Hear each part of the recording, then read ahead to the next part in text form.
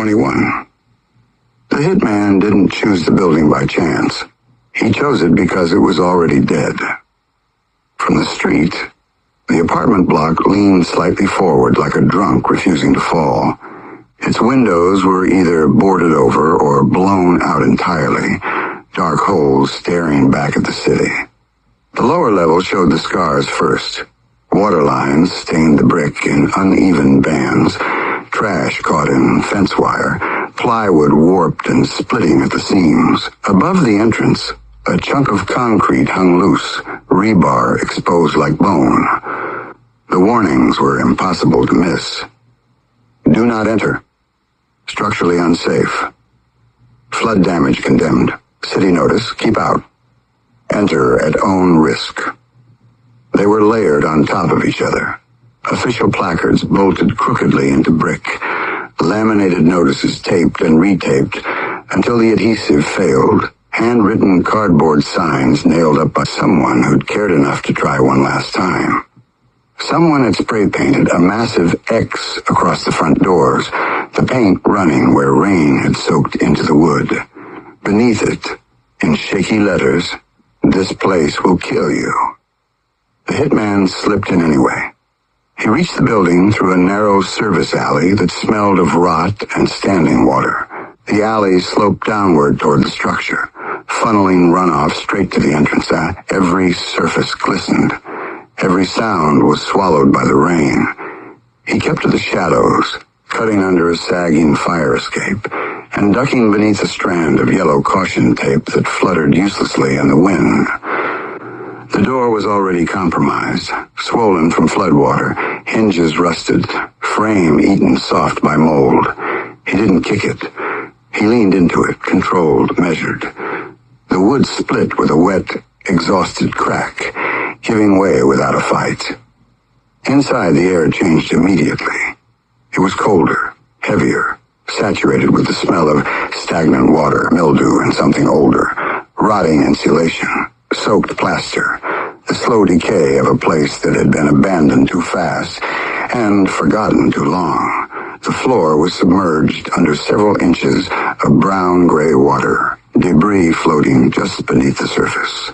Fragments of drywall, a child's plastic shoe, splintered furniture drifting like wreckage. The hitman stepped in without breaking stride. Water climbed over his boots, sloshing softly as he moved. He adjusted instantly, shortening his steps, placing each foot deliberately to minimize splash. The building groaned around him, a low, constant complaint that ran through the walls and ceiling like a warning pulse. Behind him, Alvarez hit the door harder. The sound echoed, wood breaking, frame snapping, water exploding outward as boots crashed into the flood. Alvarez didn't bother being quiet. He couldn't afford to. Every step sent sharp splashes ricocheting down the corridor, sound bouncing off bare concrete and stripped walls. Too loud. Too open. Too late. The hitman angled left and right, cutting through a collapsed lobby where mailboxes hung open and papers dissolved into pulp on the water surface. He knew the building's layout, not from blueprints, but from instinct. Flooded structures always failed the same way. Lower floors weakened first. Stairwells became traps. Load-bearing walls turned brittle under long saturation. That was the point. He mounted a partially submerged staircase, taking it 2 steps at a time despite the missing handrail and the visible cracks spiderwebbing up the wall. Water streamed down from above, cascading through a broken pipe and splashing onto the landing in an endless spill. He didn't slow. He welcomed the noise. It would cover his movement. Muddy Alvarez's hearing turned pursuit into guesswork. Alvarez followed, boots hammering the stairs, breath hard, gun tight in his grip. The water soaked his jeans, clung to his legs, dragged at him with every step.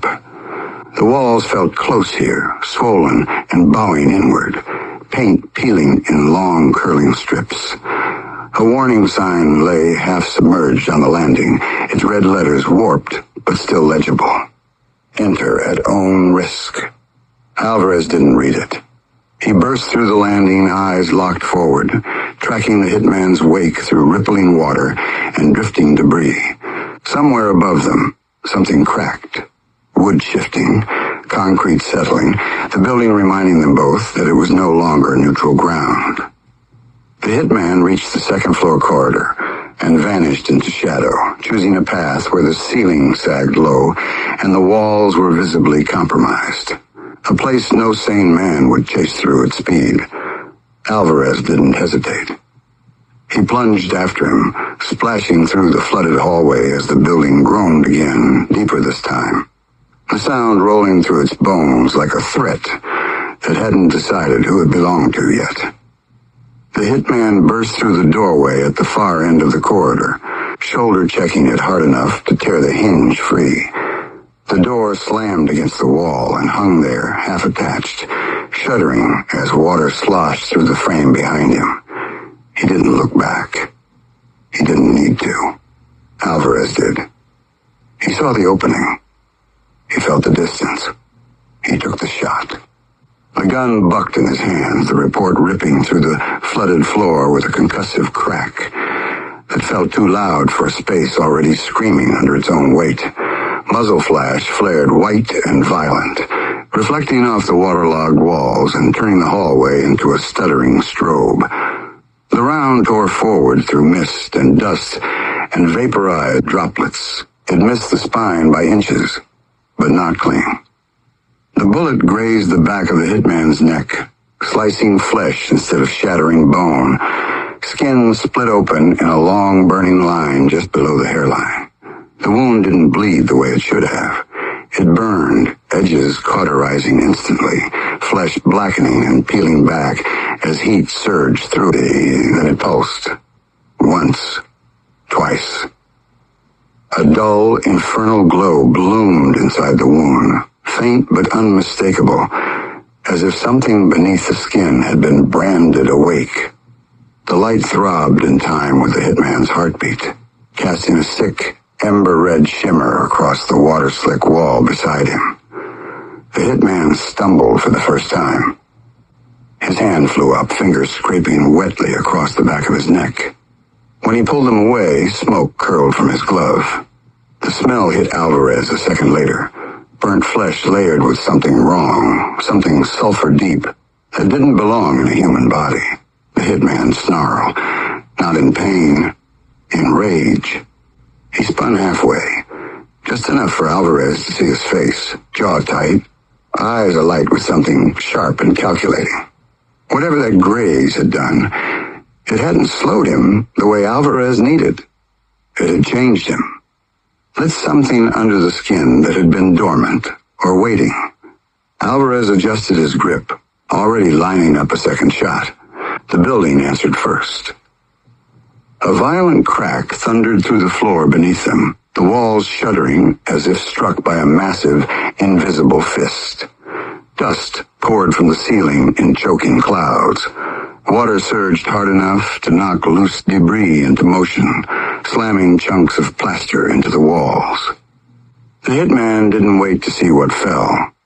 He turned and ran, disappearing around the corner just as the corridor buckled, the structure finally giving way under the combined strain of flood damage and Alvarez's blast.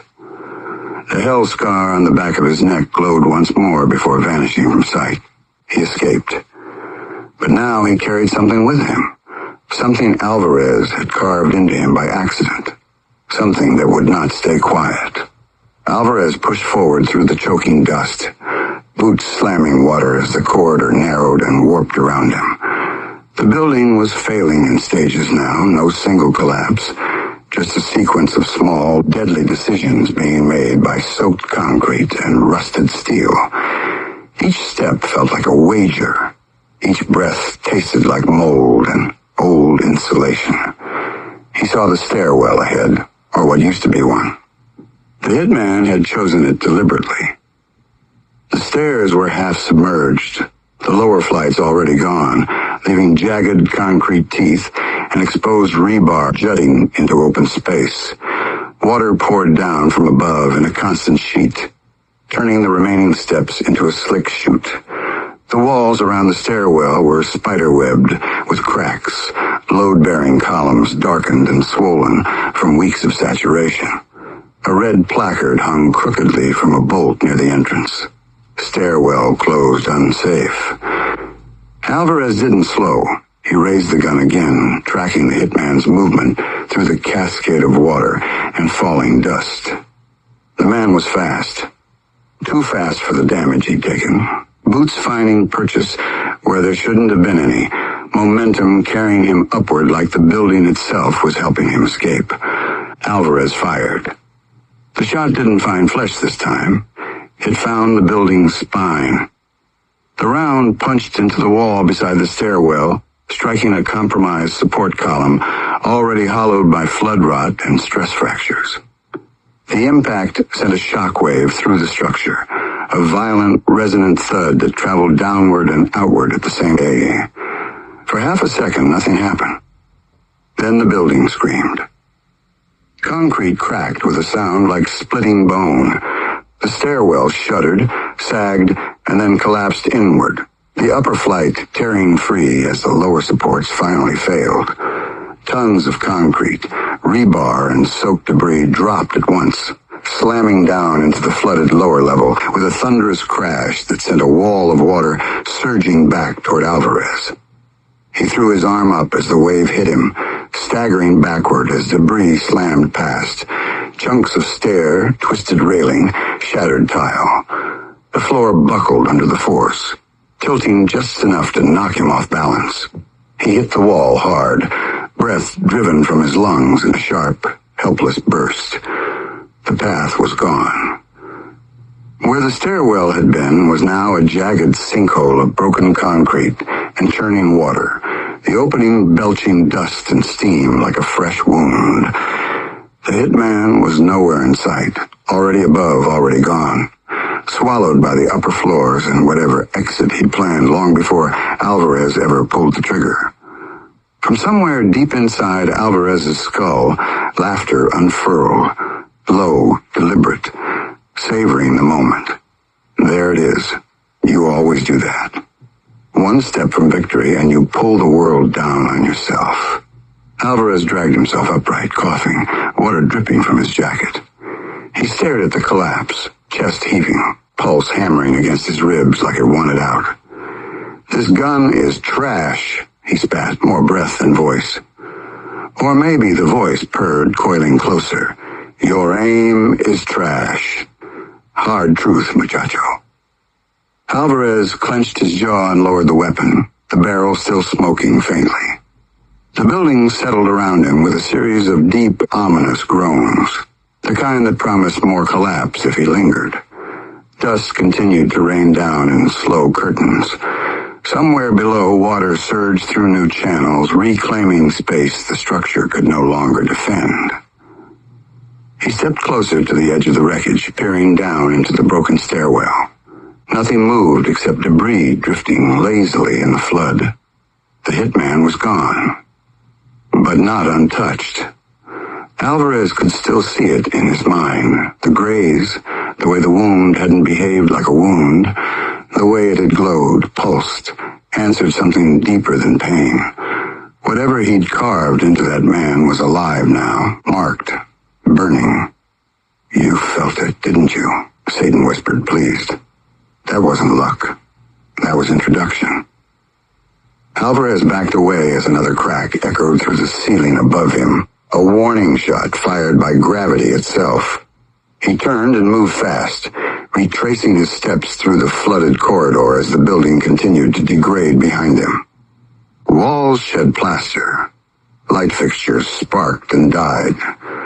The place was coming down, piece by piece. By the time he burst back out into the rain-soaked street, the condemned apartment block was already sagging inward, coughing dust and water through broken windows. Sirens wailed somewhere in the distance, drawn by noise, by collapse, by the aftermath he'd left behind. Alvarez stood in the rain, soaked and shaking, watching the ruins settle. The hitman had escaped, but he hadn't escaped clean. And deep inside Alvarez's head, Satan smiled, already imagining how that glowing scar would hurt when it finally decided to speak back. 22. The road had narrowed without warning, asphalt thinning into something older and less maintained, as if the land itself had grown tired of being traveled. Alvarez rode straight through it, engine steady beneath him, tires tracking the faint crown in the pavement. The fields on either side lay flattened and dark. Scrub grass, bent low by years of wind that never quite stopped long enough to let anything grow tall. The sky hung empty above it all, stripped of color and depth. A wide, exhausted expanse that offered no landmarks and no comfort. No traffic followed him. None approached. The world felt paused in a way that made distance meaningless. He eased his grip, not slowing, not pushing, letting the bike decide the pace. The machine responded with a low, even cadence, metal working smoothly beneath him, heat radiating up through the frame into his thighs. The sound was familiar, intimate, a voice he trusted more than his own thoughts. He rode like that for several miles, posture loose, eyes forward, until the pressure behind his sternum began to sharpen. Not pain, awareness. The sense that the night had shifted its attention and settled on him specifically. I feel it too, the bike said. The words cut clean through the engined eyes. Alvarez stiffened, hands tightening before he caught himself. The bike did not slow. The road did not change. The voice had not come from inside his head. It vibrated up through the tank, carried on the resonance of steel and combustion, audible and unmistakable. Calm, roughened by something like age, he swallowed, throat dry, eyes fixed ahead. You don't get to do that, he said quietly. The bike laughed, not loudly, not mockingly. A short, mechanical exhale shaped into sound. You don't get to decide that anymore. Alvarez scanned the road, shoulders squaring instinctively, searching for anything that might explain the fracture in reality. There was nothing. No lights, no movement. Only the fields sliding past and the endless open sky pressing down from above. He let out a slow breath through his nose. Panic would make it worse. He knew that the way a man knows gravity. The engine note shifted slightly as they crested a shallow rise, the vibration changing pitch beneath him. The sound carried intention now, not just function. Alvarez felt it in the bars, in the seat, in the familiar alignment of his body over the frame. He'd spent thousands of miles learning this machine. He knew when something was wrong. This wasn't wrong. It was precise. You're pushing too hard, the bike said. Alvarez let out a sharp breath, something between a laugh and a curse. You're a machine. So are you, it answered immediately. Just made out of softer parts.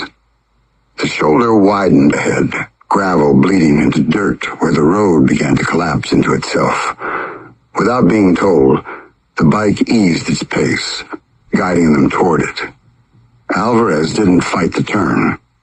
His body followed the motion, like it always had, muscle memory overriding disbelief. The tires crunched as they rolled to a stop, engine idling, steady and patient. When the motor finally cut, the silence landed hard. Alvarez swung off and stood beside the bike, helmet still on, one hand resting against the tank, as if to anchor himself. The metal was warm beneath his palm, solid, undeniably real. The fields lay motionless. The sky had deepened into a darker shade of nothing. Say it again, he said. The bike did not answer right away. When it did, the voice carried less humor, more weight. Something's circling you, not chasing, waiting. Alvarez closed his eyes briefly, jaw tightening. You're telling me this now? I'm telling you before you miss it, the bike replied. Before you ride straight past the last quiet moment you're going to get. The wind moved through the fields in a low, uneven sweep. Alvarez opened his eyes and looked down the empty road ahead. The bike rolled beneath him at a controlled crawl, engine low, restrained, as if it were holding something back on purpose. The headlights skimmed the road instead of claiming it, revealing only what was necessary. Alvarez kept his eyes moving, shoulders, ditches, fence breaks, reading for disturbance rather than shape. Salem stayed tight against the tank. Weight-centered, claws lightly set. The night slid past in fragments. Slow, the bike said. Alvarez eased off without argument. The vibration softened. The road ahead narrowed, edges collapsing into dirt where traffic had stopped pretending this route mattered. The fields leaned closer here. Grass bent unevenly as if something heavy had brushed through without caring what it left behind. Salem lifted his head and let out a short meow. Alvarez caught it. A faint disruption along the shoulder, the dirt scuffed shallow, not fresh enough to shine, not old enough to settle. He tracked it with the light, pulse tightening. Someone came through. Yeah, the bike said. And they didn't look back. The road forked ahead, one side dropping slightly, the other climbing into darkness. Alvarez hesitated, a fraction of a second. Salem meowed again, sharper, body angling subtly to the right. That one, the bike said. Alvarez leaned and committed.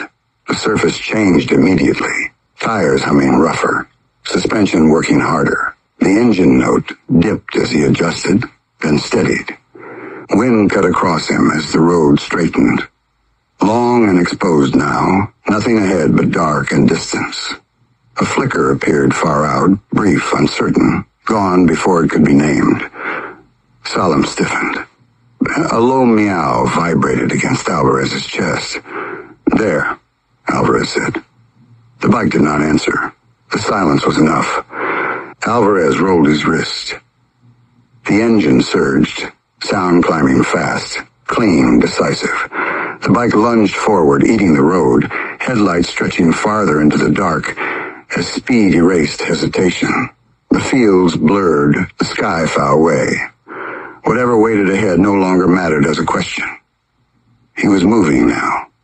The hitman had already left the road. His vehicle sat dark and angled beneath a stand of scrub trees, engine cold. Heat bled off into the dirt. He moved on foot now, steps measured, weight distributed cleanly through the balls of his feet as he crossed the shallow incline toward the rear of the property. No rush, no wasted motion. He had chosen this approach hours earlier, mapping angles and timing until the route felt inevitable. Ahead, the house rested low against the land, a squat structure built more for endurance than comfort. One light burned inside and dimmed, partially blocked by a curtain that had been pulled aside and forgotten. The hitman paused long enough to count breaths, not his own, but the rhythm of the place itself. Electricity hummed faintly. Pipes clicked once, then went still. He adjusted the strap at his shoulder and continued. This one wasn't careless. The hitman could tell by the way the yard had been kept. Not tidy, but deliberate. Clear lines. No unnecessary cover close to the walls. Motion sensors mounted low, angled outward, not decorative. Someone who thought ahead lived here. Someone who understood patterns. It wouldn't matter. He moved along the blind side of the structure, staying just inside the reach of a shadow, counting steps by feel rather than sight. The window he needed set higher than the others, small and practical. He stopped beneath it and listened again. A voice murmured inside, low, indistinct. A television. A pause. The faint scrape of a chair. The hitman reached into his jacket and removed the tool he would need first. He checked it once, then didn't look at it again. There was no ritual left in this part of the work, only sequence. Far off, beyond the fields and the narrowing roads, a sound threaded briefly through the night. An engine pushed hard, closing distance fast. The hitman did not react. He set his weight, reached up, and began.